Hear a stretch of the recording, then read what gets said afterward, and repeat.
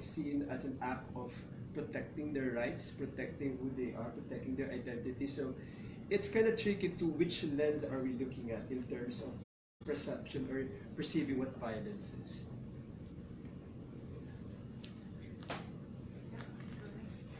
I found the performances to be absolutely stunning. Talk about process, casting, were they trained actors or non-actors? How did you work with them to get ready for the performances? All the actors in the film, it's their first time to act. So they're all non-actors. Wow. What we did, in my first film, Ways of the Sea, it's about illegal migration of Filipinos to Sabah, Malaysia. I also did the same process of casting non-actors.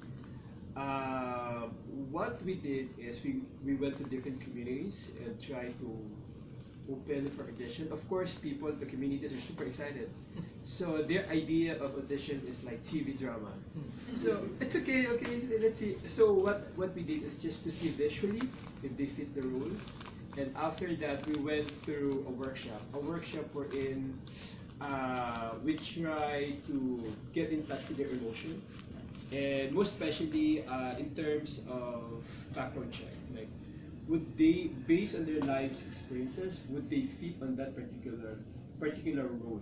So that's, we only have like 4 days of workshop, and then they were thrown out like, let's shoot. Could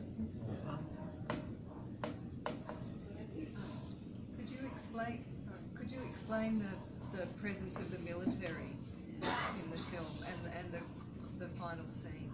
Yeah, the presence of the military as much as possible. We intentionally wanted to be subtle, for it to focus on the family story, on the journey of the character, because there's a danger for it to be the universality of the story might lose if I put too much of that political.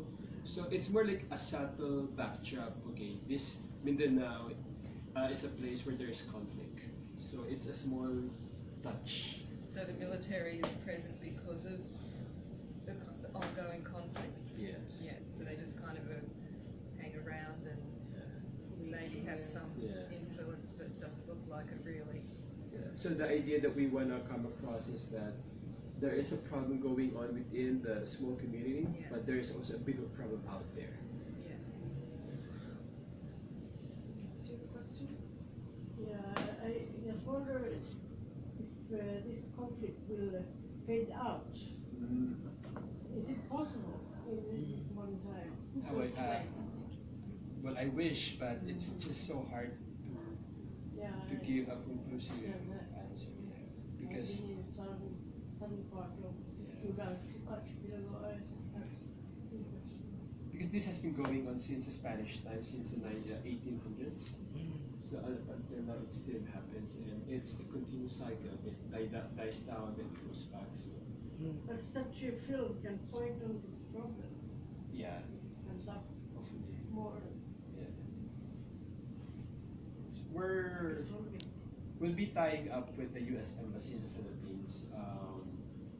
They plan to actually be partners to screen it across the country, and hopefully it gets to the right people, and people get to really understand what's really happening. Because there are people in the authority, they know what's happening, but they don't really understand what's happening.